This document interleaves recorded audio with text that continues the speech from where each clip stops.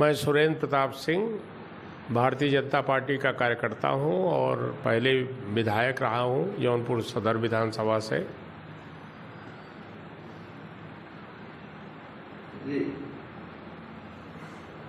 जौनपुर में सिंह साहब देखा जा रहा है 2024 टिकट के लिए लोकसभा जौनपुर क्षेत्र से हर राजनीतिक पार्टियों में धन पशु और बाहुबलियों की भाग दौड़ लगी हुई है। टिकट के लिए हर चौखट पे माथा पटक रहे हैं। इसके बारे में आप क्या कहना चाहेंगे? मेरा मानना है कि भारतीय जनता पार्टी में ही नहीं बल्कि सभी राजनीतिक दलों में आदर्श स्थिति तो ये होनी चाहिए, जो उनके कार्यकर्ता हैं, जो उनके राजनीतिक गतिविधियों में भाग लेते हैं, उनकी विचारधारा के लिए कार्य करते हैं, उनके कार्यक्रमों में आंदोलनों में सक्रिय रहते हैं, ऐसे परखे हुए लोग को पार्टी को चाहे विधानसभा हो लोकसभा हो में प्रत्याशी बनाना चाहिए। केवल धन के साधन के प्रभाव में कोई राजनीतिक दल उनको अगर टिकट दे देता है और जनता भी उनके प्रभाव से चकाचौंध से प्रभावित होकर उनको वोट दे देती है, जिता देती है, तो देखा गया है इतिहास में, अतीत में ऐसे जनप्रतिनिधि केवल नाम मात्र के लिए लोकसभा विधानसभा की जो सदस्यों की सूची होती है उसमें नाम तो लिखा लेते हैं, लेकिन जनता की अपेक्षा और पार्टी कार्यकर्ताओं की जो अपेक्षा रहती है उस पर खरे नहीं उतरते। वो अपने निजी स्वार्थ में लिप्त रहते हैं, उनकी कोई गतिविधि नहीं रहती।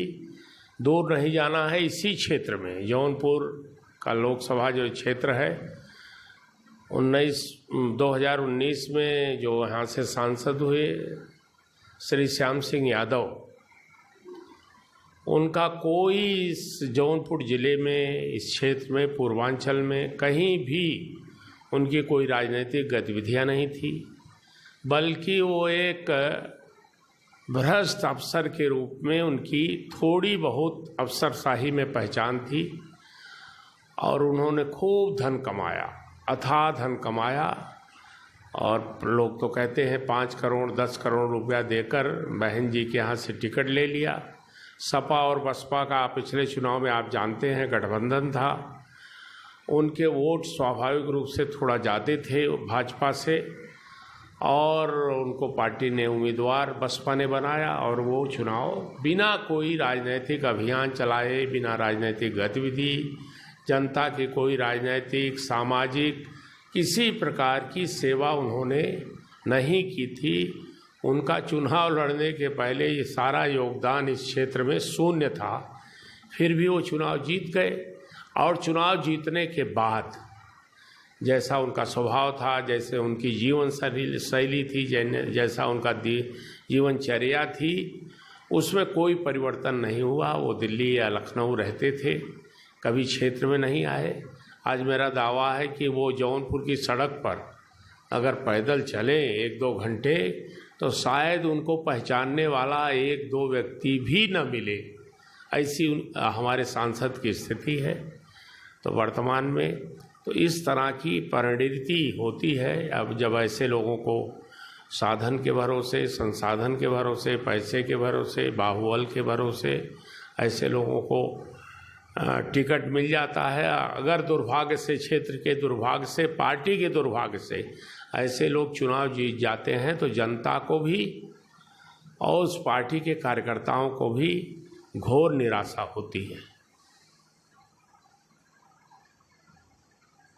और यदि भाजपा ने किसी अच्छे जमीनी कार्यकर्ता को टिकट दिया तो क्या जौनपुर लोकसभा सीट भाजपा की झोली में आ सकती है? बिल्कुल बिल्कुल। जिस तरह का मोदी जी की सरकार पिछले 9 साल से काम कर रही है, जन कल्याणकारी काम कर रही है, गरीबों के हित में काम कर रही है, देश के जो मूलभूत ढांचे के निर्माण का काम कर रही है, देश की सुरक्षा के लिए जो काम कर रही है, देश की आर्थिक प्रगति के लिए जो काम कर रही है, उन सब को मिला के जो इम्पैक्ट बना है इस समय देश में, कि माननीय मोदी जी के बराबर न तो देश में कोई उनके आसपास भी उस लोकप्रियता का न कोई नेता है, न ऐसे कार्यक्रम, अभूतपूर्व कार्यक्रम देश के विकास के लिए, जनता के लिए काम हो रहे हैं पिछले 8-9 सालों से।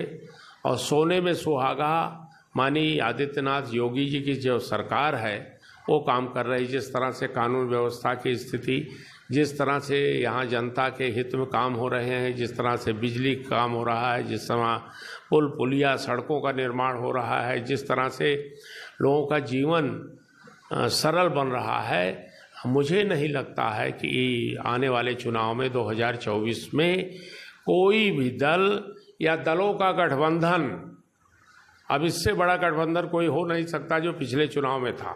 सबसे बड़ी चुनौती मैं समझता हूँ कि विपक्ष ने भारतीय जनता पार्टी के सामने 2019 में खड़ी किया था।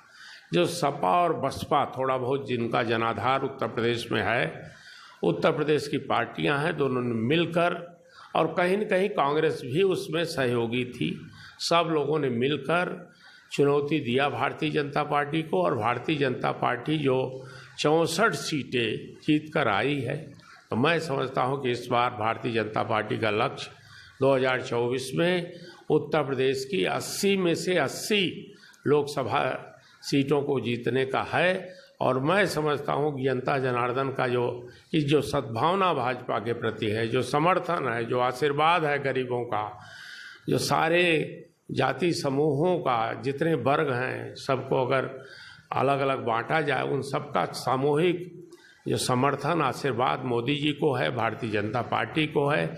और आदित्यनाथ जी के रूप में एक नया नेतृत्व जो उभरा है पूरे प्रदेश में और देश में, सबको मिला करके भारतीय जनता पार्टी के पक्ष में जो वातावरण बना है, मुझे लगता है कि भारतीय जनता पार्टी का केवल दूर का लक्ष्य नहीं है, बल्कि ये व्यवहारिक लक्ष्य है। और 80 में से 80 सीटें हम लोग जीतेंगे। जब आजमगढ़ की सीट हम जीत सकते हैं, हम वहाँ की सीट, रामपुर की सीट हम जीत सकते हैं, ऐसी तमाम जो विपक्ष का गढ़ कहा जाता था, जिसको हम कभी नहीं जीत पाए, उसको जब हमने जीत लिया पिछले इस चुनौती के समय, तो 2024 में तो मैं समझता हूं कि बहुत आसानी से भारतीय जनता पार्टी उत्तर प्रदेश की 80 लोकसभा सीटों में से सभी सीटें जीत लेगी। सिंह साहब, 2024 में जौनपुर लोकसभा से भाजपा ने किसी धन वसूल या बाहुबली को टिकट न दे करके यदि किसी भाजपा या आरएसएस के जमीनी कार्यकर्ता को टिकट दिया, तो क्या भाजपा की झोली में जौनपुर लोकसभा सीट आ सकती है? जौनपुर लोकसभा सीट के संदर्भ में आप विशेष रूप से जानना चाहते हैं, तो हर चुनाव के पहले 1 साल, 1.5 साल, 2 साल पहले, या चुनाव के ठीक पहले जब टिकट का बंटवारा होता है, उसकी चर्चा चलती है नीचे से लेकर ऊपर तब हमेशा आप गौर करेंगे कि हमेशा ऐसे पैसे वाले कुछ लोग जो पार्टी के कार्यकर्ता नहीं हैं, पार्टी की लोकप्रियता और समर्थन देखकर पार्टी का टिकट चाहते हैं, उनकी चर्चा होती है, हमेशा होती रही। ये कोई पहली बार नहीं हो रहा है। लेकिन अंततः हमको पार्टी नेतृत्व पर विश्वास है, पार्टी के कार्यकर्ताओं पर विश्वास है। अंततः पार्टी अच्छा निर्णय लेती है, और जो अन्यथा प्रभाव से जो प्रभाव पार्टी पर जमाना चाहते हैं, उन लोगों को निराशा हाथ लगती है। हमेशा भारतीय जनता पार्टी का कार्यकर्ता ही, संघ से निकला हुआ कार्यकर्ता ही चुनाव लड़ता है, उम्मीदवार होता है। अब ठीक है, हमारी आपकी चॉइस, हमारी आपका मानक अलग अलग हो सकता है। कई माने में हम समझते हैं नहीं, इनको नहीं मिलना चाहिए, इनको मिलना चाहिए, 19 हैं, वो 20 हैं, 21 हैं, तो इसमें कुछ फ़र्क हो सकता है। उसमें एकदम हमारी मर्जी के मुताबिक ज़रूरी नहीं है कि टिकट मिले, लेकिन हमें पूरा विश्वास है कि पार्टी के ही कार्यकर्ता को, और लोकसभा एक बड़ा सदन है और देश के 542 लोग चुनकर आते हैं, इसलिए बहुत सोच समझकर, बहुत परख करके, विचारधारा के आधार पर, कार्यकर्ता के अनुभव के आधार पर, कार्यकर्ता के काम करने की अवधि के आधार पर, कार्यकर्ता की समझ के आधार पर और कार्यकर्ता को देश की संसदीय राजनीति की जो जानकारी होनी चाहिए न्यूनतम कम से कम उसके ऊपर के कार्यकर्ता को पार्टी हमेशा टिकट देती है और उसकी विजय के लिए सुनिश्चित प्रयास करती है। अतीत में आप देखेंगे तो हमारी पार्टी ने कभी भी किसी बाहुबली को किसी धन के आधार पर टिकट चाहने वाले को टिकट नहीं दिया है। हमारे यहाँ से बहुत अच्छे लोग इस सीट से सांसद रहे हों, राजा जौनपुर रहे, वकील साहब वहाँ वाले ठाकुर ब्रह्मजीत सिंह 62 में पूर्वांचल में मैं समझता हूँ पहले सांसद भारतीय जनसंघ के रहे होंगे। राजा जौनपुर संसदीय इतिहास के मर्मज्ञ थे, जानकार थे, विपक्ष के नेता उत्तर प्रदेश असेंबली में रह चुके हैं। ऐसे लोगों को कई बार यहाँ से पार्टी का उम्मीदवार बनाया, उनको विजय भी मिली। स्वामी चिन्मयानंद जी एक बहुत परखे हुए और कसौटी पर कसे हुए राम जन्मभूमि आंदोलन की ज्वाला से निकले हुए ऐसे नेता थे। उनको यहाँ 2-3 बार उम्मीदवार बनाया, सीमा द्विवेदी को बनाया। आप किसी को नहीं कह सकते कि लोग किसी पार्टी के कार्यकर्ता होने के अलावा पार्टी के समर्थक, विचारधारा, उनके आंदोलन, उनकी विचारधारा से रचे बसे लोगों के अलावा किसी को टिकट दिया हो। इसलिए हम लोगों का पूरा विश्वास है, पार्टी कार्यकर्ताओं को विश्वास है कि पार्टी लोकसभा में ऐसे व्यक्ति को टिकट देगी जो इन सब कसौटियों पर कसा उतरेगा, उसका पुराना कार्यकर्ता होगा, उसका विचारधारा का कार्यकर्ता होगा, संसदीय मर्यादा को जानने वाले, संसदीय नियम, कानून, तरीके और संसदीय जानकारी वाले व्यक्ति को टिकट देगी। हरिश्चंद्र सिंह, पूर्व जिला अध्यक्ष, भारतीय जनता पार्टी। हाँ, लोकसभा जौनपुर में टिकट के लिए हर राजनीतिक दलों में धनपशु बाहुबली की दौड़ लग रही है। क्या धनपशु बाहुबली ही सरकार चलाएंगे? क्या हर राजनीतिक पार्टियां धनपशु और बाहुबली को ही टिकट देंगी? क्या भाजपा से भी टिकट कैसे लोगों को मिल सकता है? क्या धनपशु बाहुबली आएगी मैदान में? क्या अच्छे लोगों को भाजपा उतारेगी? ये मैं जानना चाहता हूँ आपसे। देखिए, ऐसा है कि भारतीय जनता पार्टी ने कभी भी प्रत्याशी के चयन में बाहुबली या धनबली ऐसे लोगों को महत्व नहीं दिया है और अपनी पार्टी के हमेशा रीति नीति रही है कि पार्टी का जो कार्यकर्ता है, जो संगठन की रीढ़ होता है, जो समाज से जुड़ा हुआ है, उस ऐसे जमे जमाए कार्यकर्ता को प्रत्याशी बनाती है। इसलिए हमारी पार्टी में बाहुबलियों को, धनबलियों के लिए कोई स्थान नहीं। ये बात है, बहुत जरूर है कि दौड़ने वाले बहुत सारे लोग हैं, बाहर से आते हैं, पैसे वाले आते हैं, उनको लगता है कि भारतीय जनता पार्टी की इस समय अच्छी स्थिति है और हमको भी अगर मिल जाए टिकट तो मैं भी पार्लियामेंट पहुंच सकता हूं। लेकिन कभी कभी उनको बहुत निराशा भी होती है जब पार्टी पार्लियामेंट्री बोर्ड जब डिसीजन करती है, तब उनको लगता है कि नहीं, पार्टी के अंदर कार्यकर्ता का ही महत्व है, ऐसे लोगों का बहुत ज़्यादा महत्व नहीं है। तो मेरा तो विश्वास है कि अगले 2024 का जो चुनाव होगा, पार्टी बहुत ठोक बजा करके प्रत्याशी यहाँ से उतारेगी, क्योंकि जौनपुर लोकसभा सीट हमारी सीट रही है। ये बात ठीक है, कभी हारे हैं, कभी जीते हैं, लेकिन परंपरागत सीट भारतीय जनता पार्टी की रही है। और इस बार हम लोगों ने ये सोचा है कि भारतीय जनता पार्टी की झोली में जौनपुर लोकसभा सीट को हम देंगे और उसके लिए हम सब प्रकार से चुनाव की जो रणनीति है वो बनाते हुए और इस दिशा में काम करेंगे।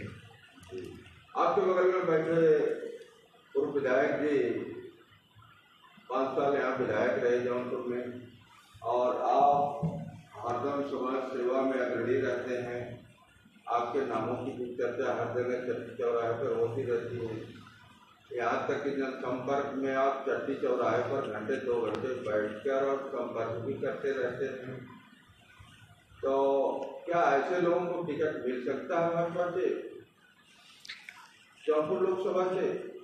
देखिए, ऐसा है, जहाँ तक मेरा सवाल है, मैं तो बचपन से राष्ट्रीय स्वयंसेवक संघ का स्वयंसेवक रहा और संघ के जितने भी प्रशिक्षण होता है सब लेने के बाद मैं कुछ दिनों तक प्रचारक भी रहा।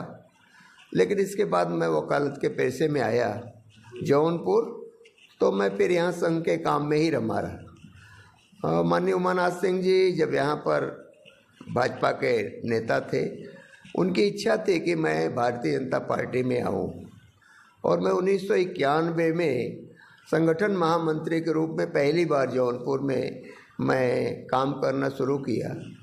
और उस समय संगठन की स्थिति बहुत अच्छी नहीं थी, बहुत कम ऐसे मंडल थे जहाँ पर भाजपा का काम था और सब जगह संगठन की कोई यूनिट नहीं थी। मैंने बहुत प्रयास करके 2 साल के अंदर पूरे ज़िले के अंदर संगठनात्मक ढांचा खड़ा किया और वो संगठनात्मक ढांचा आज तक बिल्कुल बरकरार है, मजबूती के साथ वो काम कर रहा है। जहाँ तक हमारे जैसे लोगों का प्रश्न है, कई बार हमारे लोग समर्थक सब कहते हैं कि अरे वकील साहब, इतने दिन से आप काम कर रहे हो, आपको पार्टी ने कुछ नहीं दिया। तो हम उनसे यही कहते हैं कि हम एक विचारधारा के लिए काम किए, हम केवल विधायक और सांसद बनने के लिए काम हमने नहीं किया। और जिस विचारधारा के लिए हमने काम किया, जब शुरू किया था, तो कभी हम लोग कल्पना भी नहीं करते थे कि भारतीय जनता पार्टी भी कभी सत्ता में आएगी, हम लोग कभी वो दिन देखेंगे। लेकिन आज जब हम देखते हैं कि विधानसभा और लोकसभा से लेकर के सब जगह अपनी सत्ता आई है, तो मुझको सबसे बड़ी खुशी होती है कि हम जिस विचारधारा के लिए काम किए थे, आज वो ठीक प्रकार से, ठीक गति से आगे बढ़ रहा है। और हमारा बनाया हुआ कार्यकर्ता सांसद बनता है, विधायक बनता है, मंत्री बनता है, तो इससे बड़ी खुशी और क्या हो सकती, इससे बड़ी कोई और चीज़ नहीं हो सकती। तो मैंने तो कभी इस प्रकार का विचार किया नहीं। हाँ, ये ज़रूर है कि समर्थक लोगों की इच्छा रहती है कि भाई ये सब काम करते हैं तो इन लोगों को क्यों नहीं बनाया जाता। ये पार्टी की अपनी सोच होती है। कभी ऐसे बार सारे लोग तो सब विधायक सांसद बन नहीं सकते, कार्यकर्ता तो सब लोग रहते हैं। तो इसलिए मेरा पूरा विश्वास है कि 2024 का चुनाव ये हम लोगों के लिए बहुत महत्वपूर्ण होगा और माननीय मोदी जी को तीसरी बार पूर्ण बहुमत की सरकार देने में जौनपुर की लोकसभा सीट जो पिछली बार रह गई थी, इस बार उसको हम लोग दे करके और उसको पूर्ण करेंगे। इस प्रकार का हम लोग लक्ष्य।